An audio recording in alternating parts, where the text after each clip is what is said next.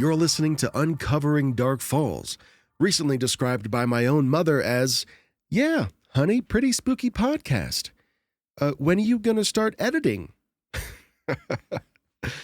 Thanks, Mom. Listen, I love a good magic shop. I know that's a weird statement, for a grown man like me to make, but there is just something about an honest-to-God magic shop that I love. And I'm not talking about like the little booths that you see in theme parks, right? Or the ones inside malls that look like a broom closet, dude, because the rent is cheap there. I'm talking about the ones that look like legitimate old bookstores in the movies. Like the ones with sagging shelves. And if you look up in the corners, there's cobwebs on top of cobwebs that are old enough to vote, probably. They have the display cabinets, with like powders and books underneath. And they have boxes with these somber colors and these scowling men in these giant oversized cloaks on them. And, usually there's some kind of shop pet hanging out with the guy behind the counter. That's what I'm into. Malik's Magic did not disappoint in that regard. The place might as well be a time capsule, dude.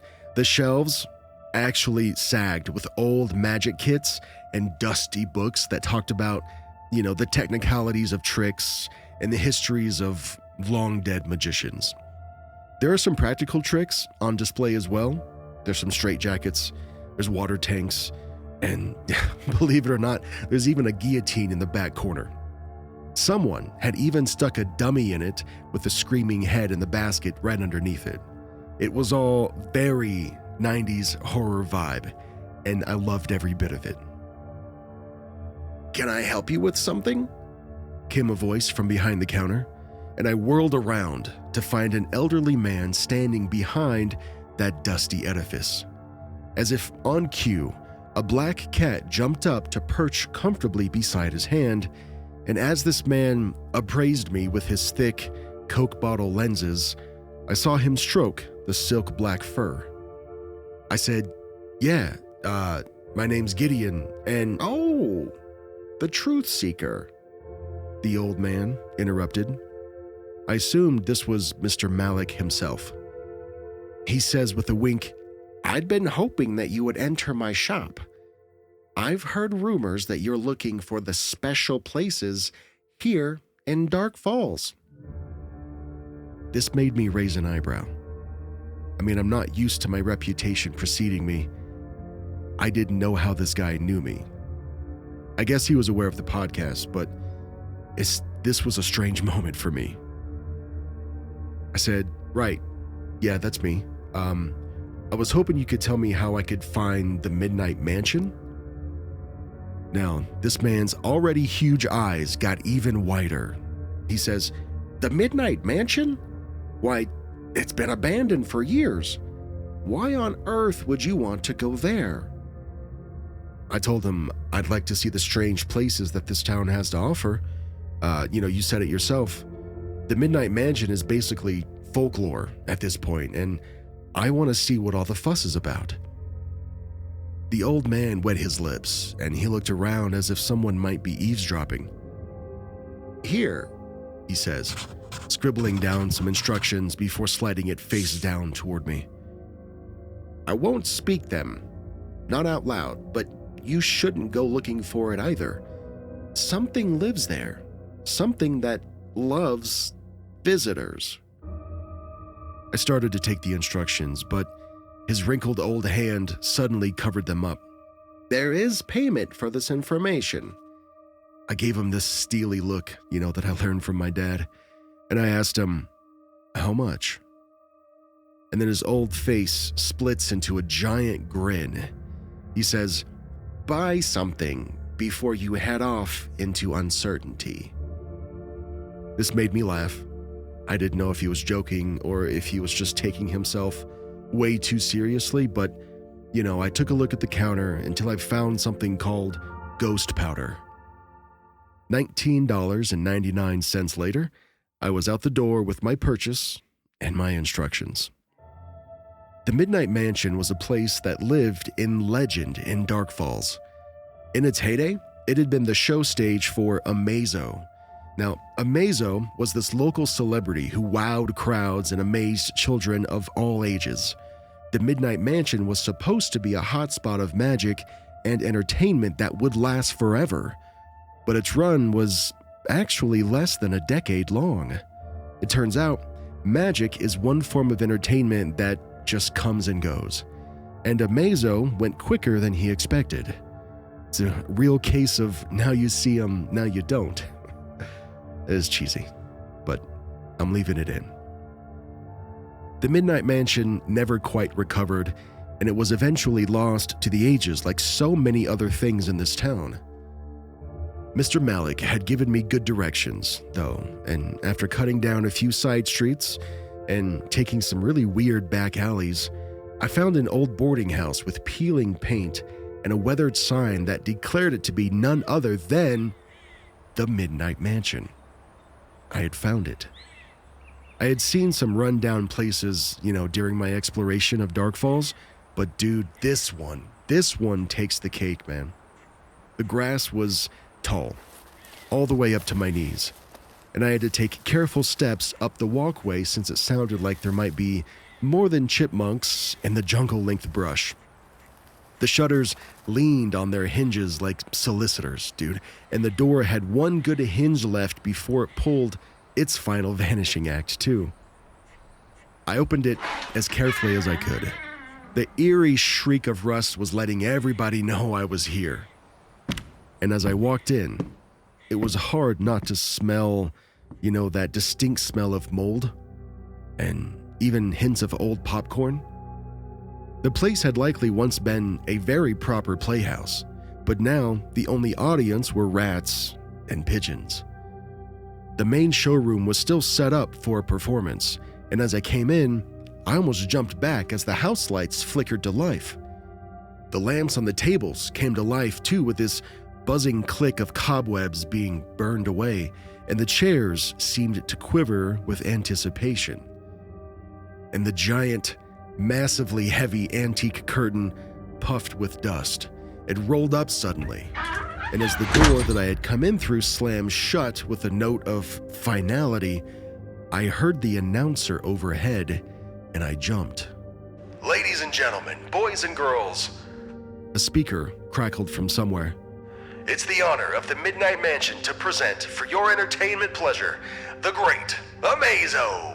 Phantom applause set the pigeons scattering from the rafters, and a puff of smoke left the stage littered with tricks as well as a man who was too well dressed for the venue.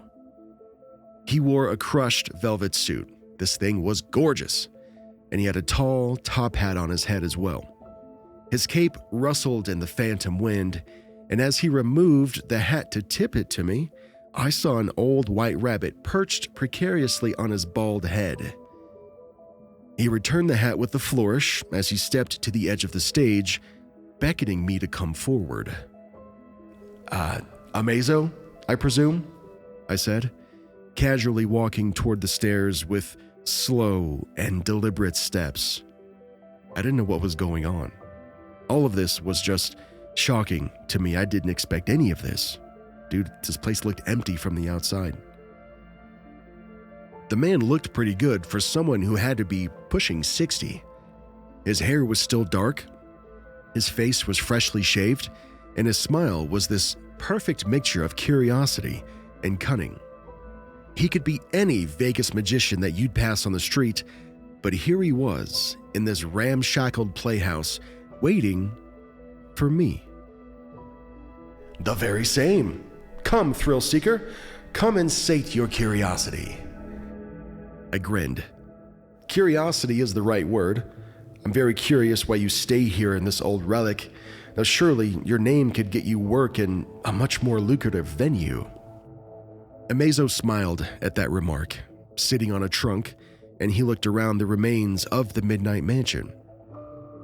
"I suppose I could, but I do love the mansion. I perform some of my best shows here, wouldn't you say, Tim?" he asked, stroking the rabbit. I interrupted him in that moment and I said, I've heard a rumor about that rabbit. I was coming onto the stage as he continued to pet his little friend, and I said, I heard he was one of your fans who was unfortunate enough to get a little too close to one of your tricks." Amazo turned back. "Oh no. Tim is my assistant. But he was once a thief who made the mistake of thinking that he could steal from the great Amazo." It's quite a tale, and a story that is intertwined with the mansion as I am. I said I'd love to hear the story. I pulled up a stool and I took my seat. The show was about to begin, it would seem. Poor Tim wanted to be a magician too, once upon a time. He wanted nothing more than to be like his idol, me, the great Amazo. His problem was that his audience was small, and his shows were often ruined by his sister, Ginny. She was fond of spoiling his tricks, and Tim's audience was shrinking by the day. He decided to go see an old friend of mine, Mr. Malik, and pick up some new tricks. You know, I was once quite the marketable man in my day, and I had many of my more famous tricks on display for aspiring magicians. Sadly, many of them were out of young Tim's price range, and he was dismayed that he would never be a great magician like me. Tim had yet to learn that magic isn't in a box or a deck of cards, but it's in the heart and the soul of the magician. Mr. Malik, however, was going to help him learn such a lesson. Mr. Malik gave Tim 2 tickets to my show at the Midnight Mansion, telling him to go meet his idol and learn a thing or two. But I don't do noon matinees, you see. The show started at 10, and on a school night too, and Tim knew that his parents would never let him go. Tim, like so many great magicians before him, decided to take a chance. But he was caught by his sister while sneaking out and forced to bring her along on his late-night escapades. The 2 of them made their way to this very mansion that you and I are in now, and they had a front row seat for the exploits of the great Amazo. Now, as he was telling me all this, I glanced at the audience and could almost see the 2 of them sitting at the edge of the stage, waiting for the show to begin. It really brought a smile to my face, just imagining those 2 kids wriggling with anticipation as the low murmurs thundered around them. But it was dampened somewhat when I remembered how it ended for poor Tim. Trapped in a cage for all eternity as some magician's prop didn't sound like much fun at all. As I took the stage, the 2 caught my eye immediately. You know, it isn't often you see kids at the late night shows, and Tim was overjoyed when it seemed that he had caught my eye. I decided right then that young Tim would be my lucky volunteer for the vanishing cabinet later in the show, and I knew the crowd would just eat it up. I had the audience in the palm of my hand, illusion after illusion, drawing them into my web of magic, and then it came time for one of my best-kept tricks, the vanishing box. Now, Tim was placed inside a large cabinet, and as I spun it, he fell through the trap door into the basement of the mansion. It was likely quite a shock, and he waited for someone to bring him back, but it never happened. Instead, young Tim got rather bored and wandered down a long corridor before coming across my dressing room. Hoping to find out the secrets behind my magic, Tim knocked on the door, but he was met not by the gregarious stage Amazo, but a more sullen persona who was tired from a night on stage. I make no excuses. I am but a man. But this is when Tim decided to become a thief. He found my box of tricks, my personal kit of illusions, and he took it before scampering off into the night. He departed with the box, his sister in tow, and Ginny immediately realized that he had stolen something from the mansion. She wasn't upset. No, quite the contrary. She asked her brother to share it with her, or else she would tell their parents that he forced her to go to this late-night show. Now Tim begs her not to tell, saying that he'll show her everything tomorrow first thing, and the two arrive back at home safely, their parents unaware that their children had snuck out. Tim hid my box of tricks in the attic and drops into a fitful sleep, very excited about what he might find inside the box tomorrow. "Wait," I asked, half laughing as the old magician crossed his arms and looked annoyed at me. I asked, "Did you follow the kids or something? How could you know any of this?" Amazo smiled, and he ran a finger over the rabbit's head. "Tim told me, of course. It's hard to hide anything from the man who made you a star. Now, where was I?" He stroked his chin before snapping his fingers and continuing. That very next day, Tim was excited to put on a show with his ill-gotten tricks. He even invited his friend Foz over to see his performance, and as the show began, it quickly got very out of control. He attempts my one-of-a-kind shell trick, but the red balls just keep appearing. Tim tries to prestidigitate a dove, but gets a swarm of the annoying birds instead. Then, Tim finds my magic needs a firm hand, and soon he's left with an attic that's quickly filling up with birds and red balls. It's a disaster, but the finale is one that will leave him speechless. You see, his sister's nosiness gets the better of her, and one bite from a carrot she finds in my trunk has her becoming a rabbit before the boy's very eyes. Now, you see, Tim, being more afraid of being in trouble by his parents than seeing his sister turn into a real-life rabbit in front of him, brings her to the one person who can help her, the great Amazo himself. I squinted at the old wizard as he finished that sentence, and I asked, "Well, did you help?" Amazo laughed, and it seemed to shake the dust from the rafters. "Certainly not. You see, I was having a bad hair day of my own. Well, a bad hair life, I suppose would be the better phrase. You see, an ex-assistant of mine, Frank, had turned me into a rabbit as well, and I was left to conduct my shows with a wooden dummy instead of a real body. Can you imagine? Me, Amazo, forced into something so shameful as ventriloquism? I informed Tim that I wasn't going to help a thief, but he railed at me for my poor attitude and my bad manners. I decided to take pity on him and helped him turn me and his sister back into flesh and blood. For his help, I offered Tim a chance to be what he always wanted, part of the act. In that moment, I could feel the hair on the back of my neck stand up as I realized what he was saying. I asked, "Wait, you mean that rabbit is there by choice?" Amazo grinned. "But of course, Tim is no captive. He can leave any time he wants, can't you, Tim?" The rabbit nodded its head, ever so slightly, and as I turned back to the old magician, I could see him contemplating something. "You know, I could always use another assistant for some of my more ambitious tricks. What do you say, sir? Are you interested in being part of the show?" I took a step back, and the only thing that I could start to mutter out was, I don't think," and as I was halfway through my answer, the back of my legs hit a trunk that I hadn't noticed before, and I fell on my butt as Amazo loomed over me. He goes on to say, "Oh, but I must insist. You know a little too much, and I do go through rabbits quite often."